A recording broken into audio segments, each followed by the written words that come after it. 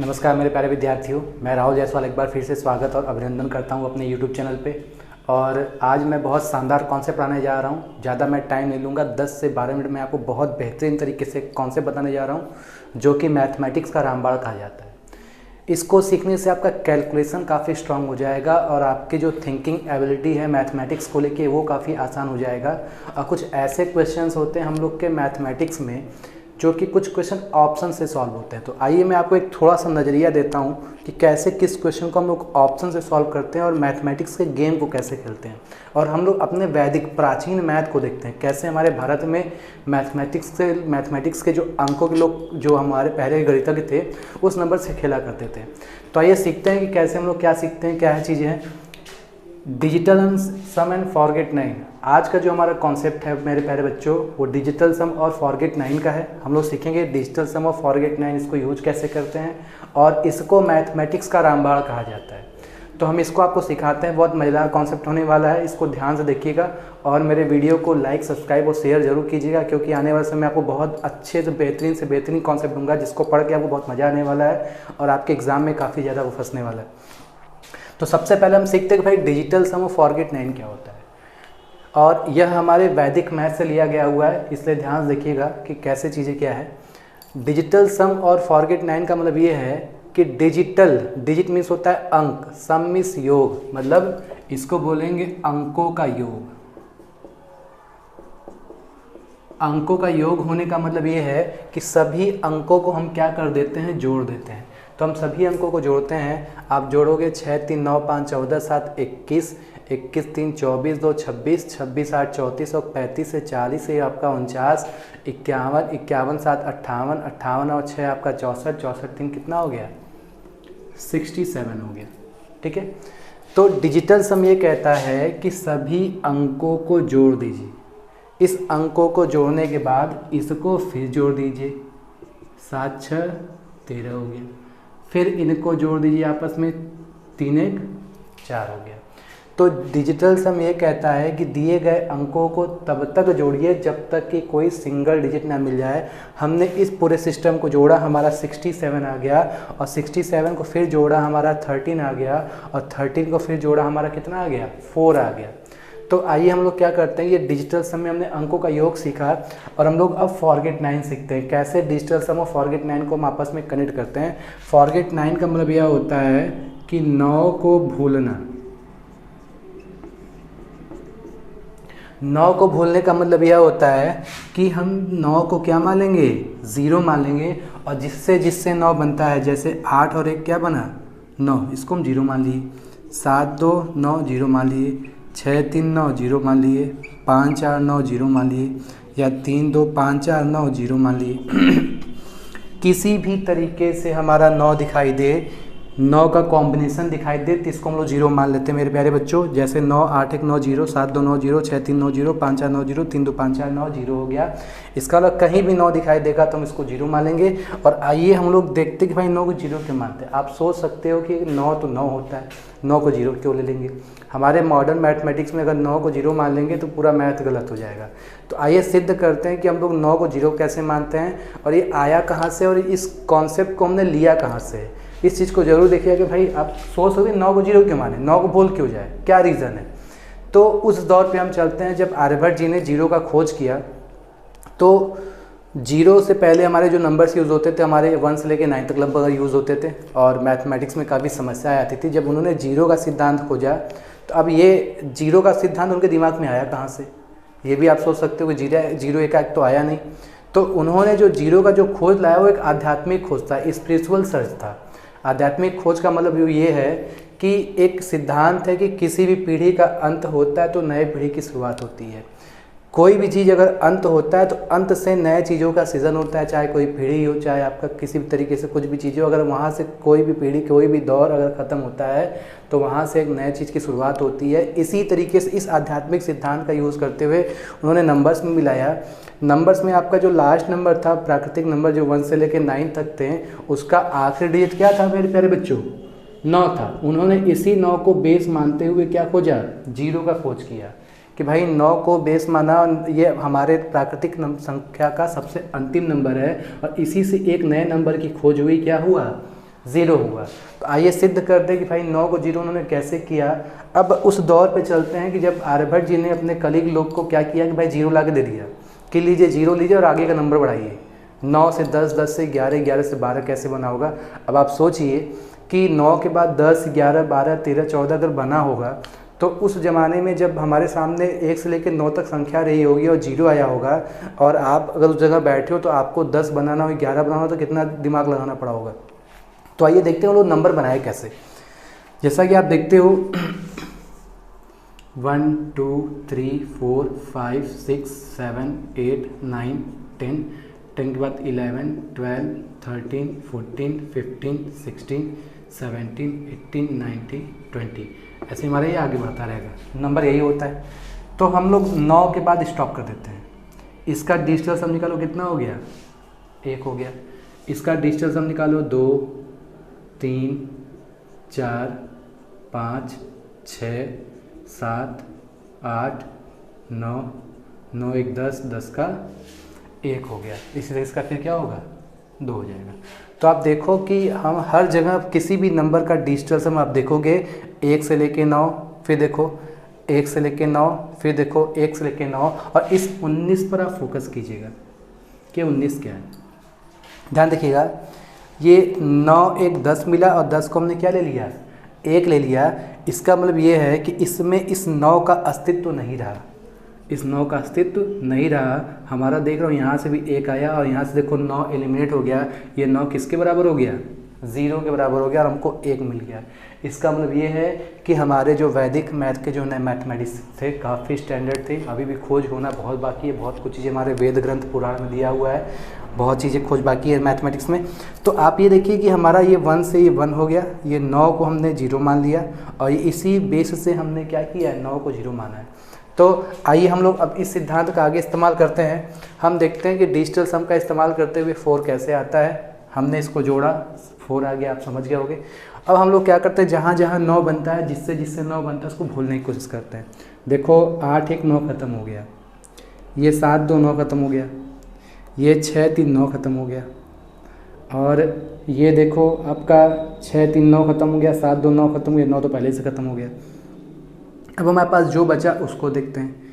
हम 9 वाले सिस्टम ख़त्म हो गए तो जो बचा उसको देख दो। आप देखो 5 बचा है, यहाँ से 5 बचा है और यहाँ से क्या बचा है, 3। तो 5 3 10, 10 और 5 कितना हो गया, 5 3 8, 8 5 13, 13 को आपस में जोड़ो कितना आ गया, 4। तो देखिए यहाँ भी हमारा रिज़ल्ट कितना आया, 4 आया, और यहाँ भी रिज़ल्ट कितना आया, 4 आया। यहाँ पर हमने 9 लेके डिजिटल सम किया तो भी 4 आया, और यहाँ पर 9 को भूल करके डिजिटल सम किया तो भी कितना आ गया, 4 आ गया। आइए फिर से टेक्निक को समझाते हैं।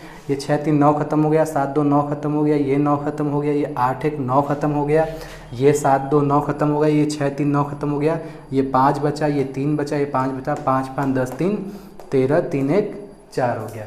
तो मेरे प्यारे बच्चों, उम्मीद करते हैं कि यह आपको फॉरगेट 9 और डिजिटल सम का कॉन्सेप्ट समझ में आया होगा। अब हम लोग बात करते हैं कि इसका यूज कहाँ होता है। आप इसका स्क्रीनशॉट ले सकते हो। अब हम बात करते हैं कि इसका यूज कहाँ होता है।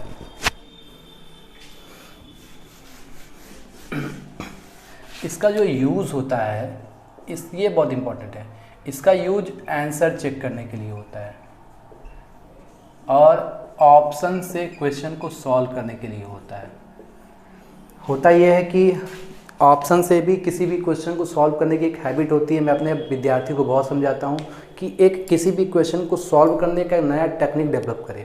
आज के दौर पे 60 मिनट में हमारे 100 क्वेश्चन को सॉल्व करने होते हैं। समय काफ़ी तेज़ी से बीतते जाता है। हम लोग होता है क्या, 100 क्या कोई सेक्शन छूट जाता है, कभी इंग्लिश छूट जाता है, कभी रीजनिंग छूट जाता है, कभी मैथ छूट जाता है, कभी जीएस छूट जाता है। लोग उस लेवल पर अटैम्प्ट नहीं कर पाते हैं क्योंकि उनके सॉल्व करने का तरीका ही पूरा टोटली गलत होता है।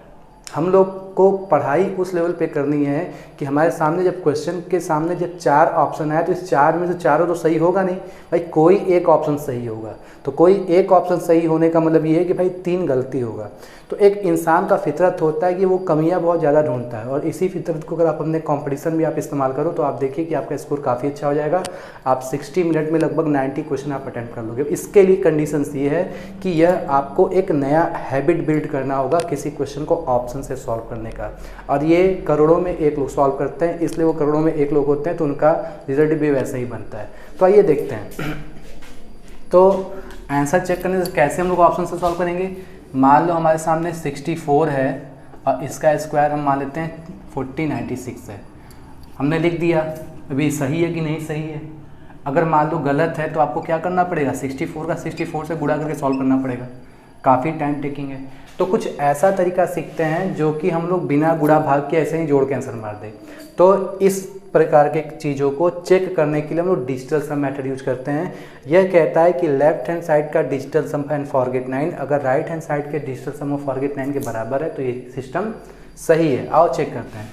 ये 6 4 जोड़ दिए 10, इसको जोड़ दिए 1 और 1 का स्क्वायर कितना होता है, 1 होता है। इसको जोड़ा मैंने 10 आ गया, 10 को हमने जोड़ा 1 आ गया, 1 का स्क्वायर 1 होता है। तो इसी तरीके से अगर लेफ्ट हैंड साइड का 1 आ गया तो राइट हैंड साइड में भी चेक करते 1 आना चाहिए। देखो ये 9 ख़त्म हो गया, मैंने जैसा बताया था। ये देखो 6 4 10, 10 का 1, अगर ये हिसाब किताब बराबर दे, मल्टीप्लिकेशन मेरा क्या है, सही है, मतलब ये वर्ग सही है। फिर से मैं समझाता हूँ, काफ़ी इंपॉर्टेंट है।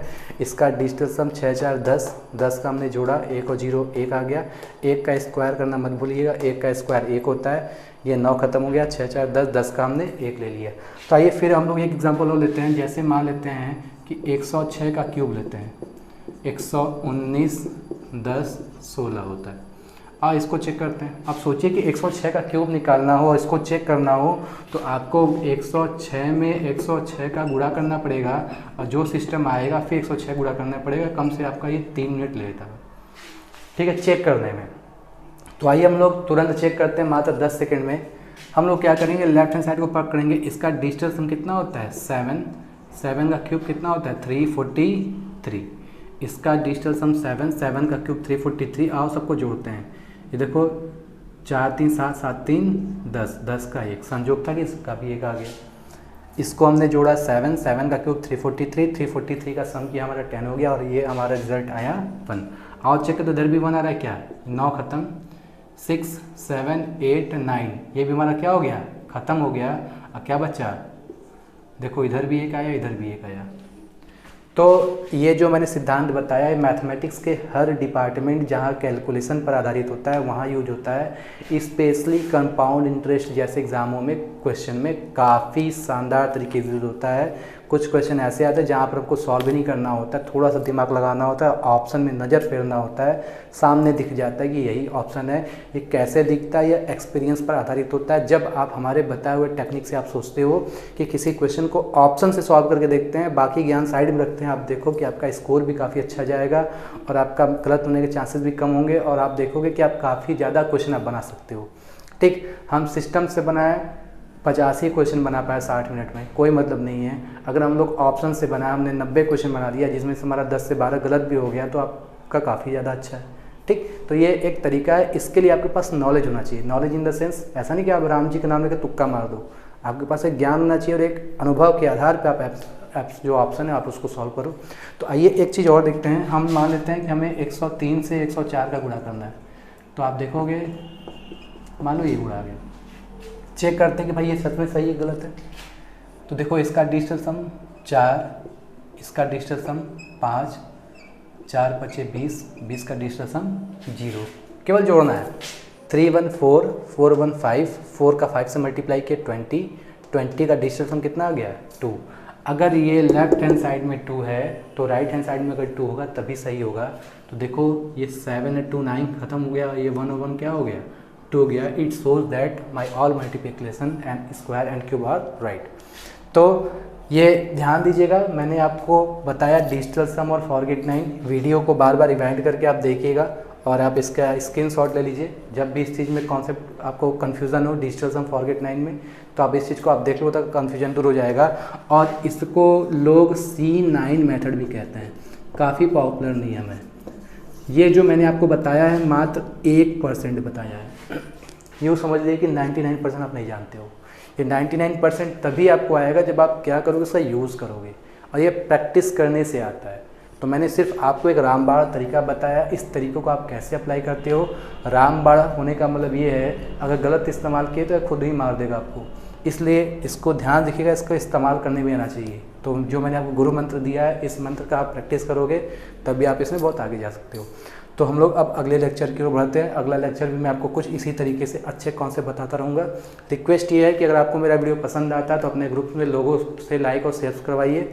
और लगभग 750 या 800 में सब्सक्राइबर हो गए, हमें 200-250 सब्सक्राइबर और चाहिए। तो अगर आप लोग को अच्छा लगता है तो आप अधिक से अधिक शेयर करके, हम चाहते हैं कि जल्दी से आप लोग के सामने लाइव हो। अगर लॉकडाउन ओपन होता है तो हमारे क्लासेस भी, जो मेरे बच्चे वेट कर रहे हैं, वो भी हम रेगुलर पढ़ाएंगे। और हर दिन शाम को हम आपके लिए मेहनत करेंगे और हर दिन 1 घंटा हम आपसे लाइव मिलेंगे शाम के समय, जो कि निःशुल्क होगा, कोई चार्ज नहीं होगा, है ना। आप इसको घर बैठे बिस्तर के अंदर भी आप इस चीज़ को देख सकते हैं। बहुत बहुत थैंक यू।